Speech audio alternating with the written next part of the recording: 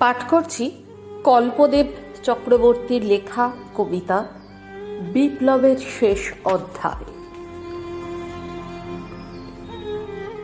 পাথরে পাথরে ঠুকলো কে, যে চেঁচায় আগুন আগুন, সে নয় তো? বিচার করবে কে, সে নিরপেক্ষ তো? যদি নিরপেক্ষ হয়, তাকে নিরাপত্তা দেবে কে? সেও নিরপেক্ষ তো?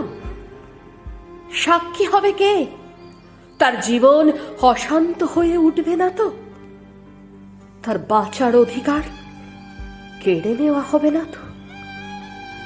সব থেকে নিরাপদ রাস্তা, মোমবাতি জ্বালাও, মুখে কালো রুমাল বেঁধে মৌন মিছিল করো।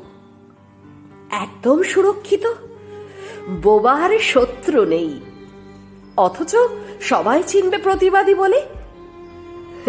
কেউ কেউ অবশ্য হাসবে, কটাক্ষ করবে বুদ্ধিজীবী বলে। তাতে কি, মিডিয়া ঝাঁপাবে, খবরের কাগজে ছবি তো উঠবে। তুমি ঘুরছ দরজায় দরজায়, বলছো এসো, গর্জে ওঠার সময় এসেছে।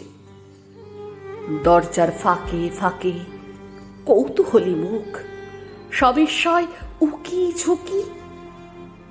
মুখের ওপর দরজা বন্ধ একের পর এক। আরে লোকটা পাগল নাকি? শব্দটা একটু থেমেছিল, আবার শোনা যাচ্ছে পাথরে পাথরে ঠোকাঠুকির শব্দ। ক্রমশ তীব্র থেকে তীব্রতর হয়ে ভয়ঙ্কর হয়ে উঠছে শব্দ সমাহার। তোমার দরজার দিকে এগিয়ে আসছে, এগিয়ে আসছে, আরো আরো কাছে। তুমি চিৎকার করে আকুতি জানাচ্ছ, আমাকে বাঁচতে দাও, আমি তোমাদের দলের একজন। ছিলে বিপ্লবী, মুহূর্তে হলে দাস। স্বপ্ন দেখে আঁতকে ওঠা বিভৎস একটা রাত, নদীর জল লাল। ওখানেই লেখা বিপ্লবের শেষ অধ্যায়, ওখানেই লেখা বিপ্লবের শেষ অধ্যায়।